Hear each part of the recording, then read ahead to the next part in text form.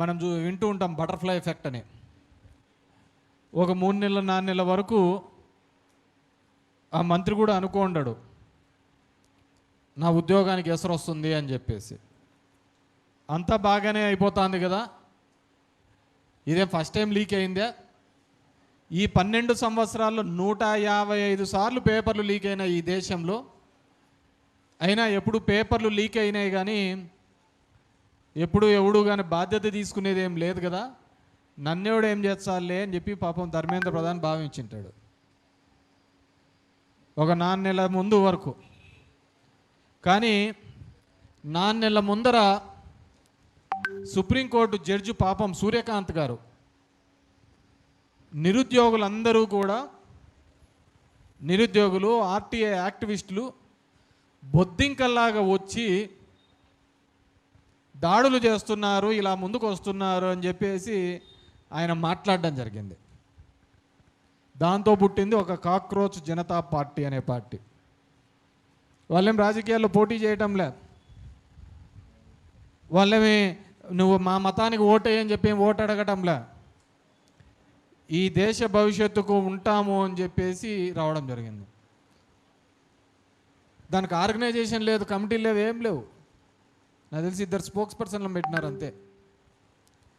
ఒకటేసారి సోషల్ మీడియాలో విపరీతంగా 23 మిలియన్స్ ఫాలోవర్స్, అంటే 2.5 కోటి మంది ఫాలోవర్లు అయిపోయినారు. దానికి అంత రాత్రికి అయిపోయింది.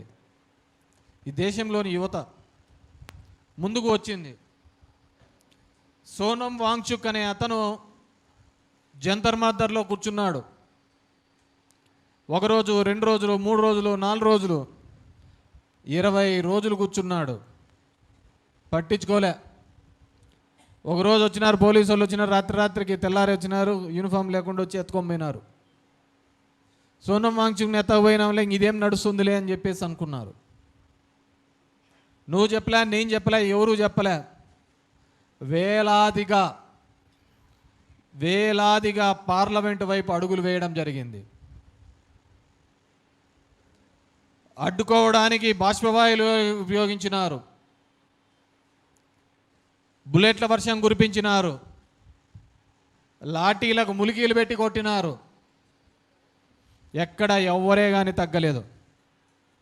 అంతా ప్రశాంతంగానే జరిగింది. నేను భయపడ్డా, దీనిలోకి ఎవడైనా ఒకడిద్దరు పోయి అసాంఘిక శక్తులు వెళ్ళి దాన్ని అంతా ప్రేరేపించి దాన్ని అవుట్ ఆఫ్ చిన్న గొడవ జరిగింది దానికి ఏమవుతుంది, ఇమ్మీడియట్గా లా అండ్ ఆర్డర్ పోలీసు కంట్రోల్లోకి వెళ్ళిపోతుంది, మొత్తం అందరినీ చెదరగొడతారు. అంతకుముందు కూడా రైతు ఉద్యమం జరిగినప్పుడు కూడా 712 మంది హర్యానాకు సంబంధించిన వాళ్ళు చేసినప్పుడు కూడా ఇలాగే రిపబ్లిక్ డే రోజు ఎప్పుడు ట్రాక్టర్లంతా న్యూఢిల్లీలోకి రావడంతో మొత్తం వాళ్ళ కంట్రోల్లోకి తీసుకుని అలా అయిపోతుంది అనుకున్నాం. కానీ చాలా ప్రశాంతంగా ఉద్యమం చేపట్టడం జరిగింది. ఈ ఉద్యమంలో 2 జరిగినాయి. యువత అనుకుంటే ఏమైనా సాధించగలుగుతాము, ఈ దేశ రాజకీయ ముఖ చిత్రాన్ని మార్చగలుగుతాము అని చెప్పేసి నిరూపించడం జరిగింది. రెండోది, ఈ దేశంలో నిజాలను చూపించాల్సిన మీడియా, న్యూస్ చూపించాల్సిన మీడియా కేవలం వ్యూస్ చూపిస్తోంది అని చెప్పేసి. ఎప్పుడైతే పత్రికా ప్రపంచం నిజాలను చూపించడం మానేసి ప్రభుత్వానికి చీర్ లీడర్స్గా తయారవుతాయో ఆ రోజు సోషల్ మీడియా అనే ఒక నెట్వర్క్ ద్వారా ఈ ప్రభుత్వాన్ని ఇక్కడ జరుగుతున్నాన్ని చూపించడానికి ఎన్నో మీడియా విధంగా సంస్థలు ముందుకు వచ్చిన విధంగా రావడం జరిగింది. ఎందుకు జరిగిందంటే సరైన ప్లాట్ఫామ్లో మీడియా చూపించలేదు కాబట్టే ఇవన్నీ ముందుకొచ్చే కార్యక్రమం చేయడం జరిగింది.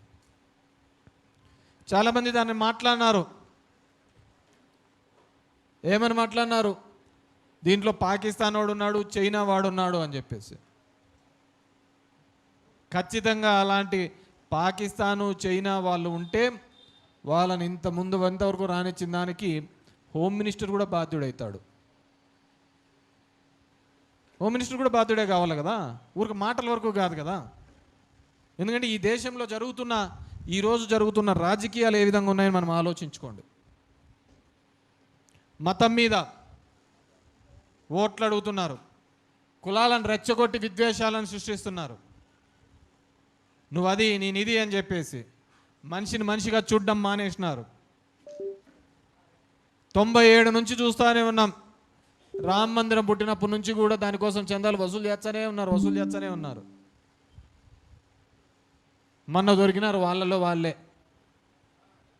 ఆ దొంగతనం జరిగినది 200 కోట్ల రూపాయలు అని చెప్పేసి. ఈ విధంగా ఎన్నో, ఏ దాన్ని అడ్డం పెట్టుకొని నువ్వు చేస్తావో అదే మళ్ళీ తిరిగి రివర్స్ కొడుతూ ఉంటుంది.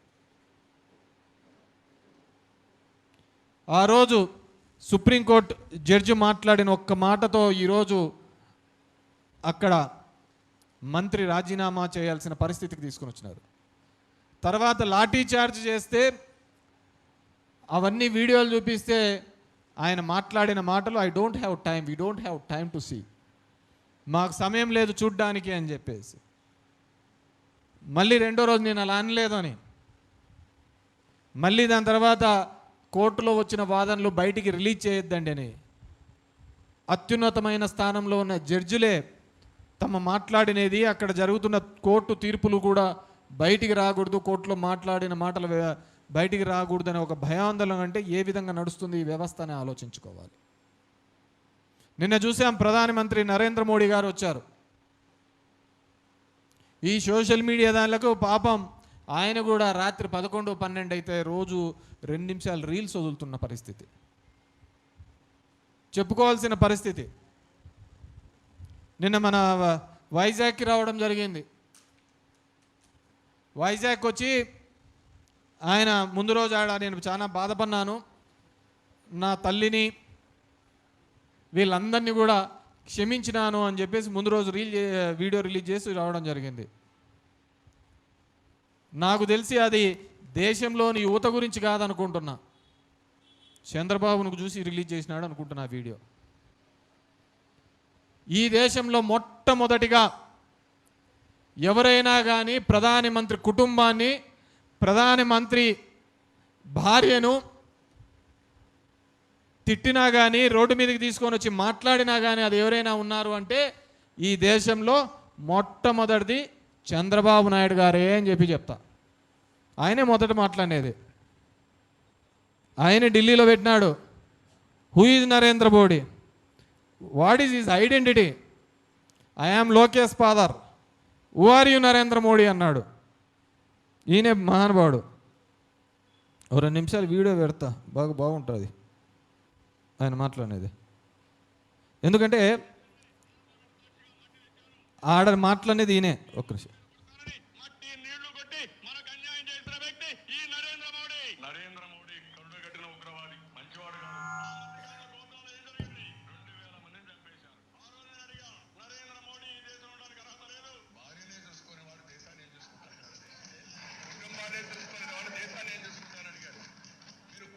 చూసుకోలేకుండా ఉంటే మీరు దేశాన్ని ఉద్ధరిస్తామంటే ఎవరు నమ్మతారని మీకు అధికారం ఉందని మీరు దాడులు చేస్తే రేపు రాబోయే రోజుల్లో మీరు పారిపోయే రోజు దగ్గరలోనే ఉందని ప్రధానమంత్రి గారికి హెచ్చరిస్తున్నాను. నరేంద్ర మోడీ అలాంటి ఆవిడ దూరంగా పెట్టి మీరు మాట్లాడరు. విడాకులు కూడా ఇవ్వకుండా you're asking Mr. Modi, who is he?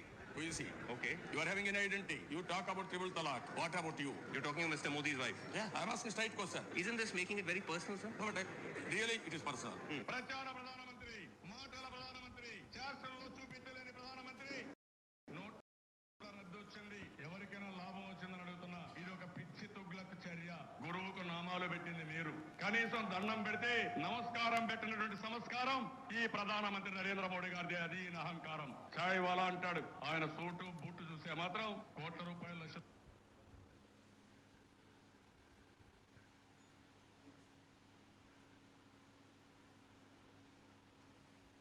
ఆయనను చూసి కన్నీరు మున్నీరైపోయినాడు మన పవన్ కళ్యాణ్ గారు.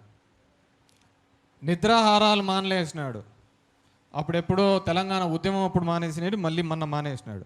పాపం ఆయన మాట్లాడేది కూడా వినాలి కదా.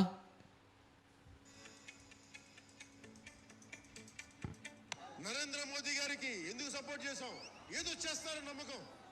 కానీ స్పెషల్ కేటగిరీ స్టేటస్ ఇవ్వకపోగా స్వచ్ఛ భారత్ అని చెప్పి 32 టన్నుల చెత్త తీసుకెళ్లి గోదావరి జిల్లాలో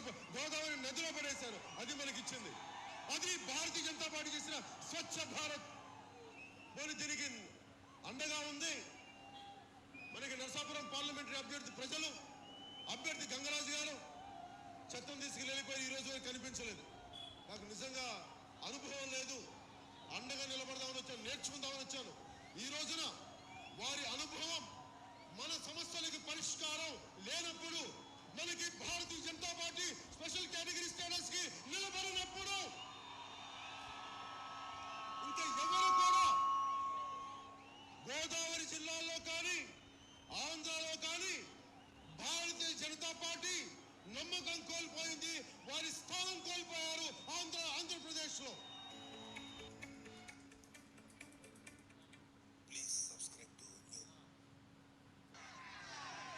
భారతీయ జనతా పార్టీ మాట్లాడితే ముఖ్యమంత్రి గారు మాట్లాడతారు, నేను భారతీయ జనతా పార్టీ వెనకేసుకొస్తున్నానంట. అరే మా సొంత అమెరికాలను బయటకు వచ్చిన మోడీ గారు ఎంత నాకు, అమిత్ షా గారికి భయపడతావా? నా మీద ఏమైనా వేల కోట్ల ఆస్తులు ఉన్నాయా, దోచేసానా, కాంట్రాక్ట్లు వేసావా? ఎందుకు బెదిరిస్తారా ఎవడైనా?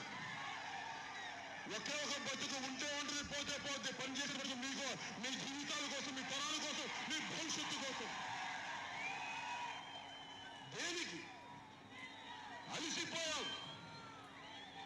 2016లో ఆ రోజున కూర్చొని మీరు స్పెషల్ కేటగిరీ స్టేటస్ ఇవ్వట్లేదు.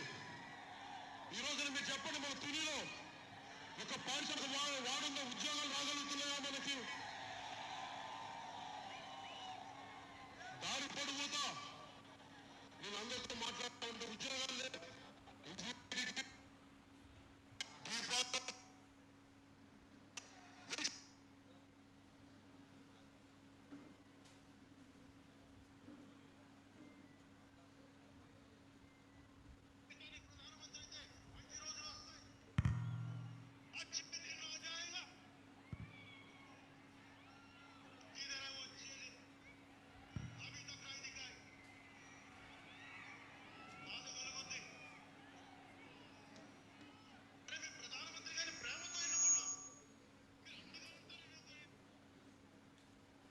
ఇట్లా ఇంకా వాళ్ళ బావమరిది బాలకృష్ణ అయితే బుల్బుల్ బుల్బుల్ అని మాట్లాడు ఆ రోజు. నిన్న చూస్తే ఆ స్టేజ్ మీద ఇట్లా కడుచుకొని బాగున్నారా బాగున్నారా బాగున్నారా బాగున్నారా అని. ఈ ఆడదరిద్రాలని మనకే పడతా ఉంటాయి.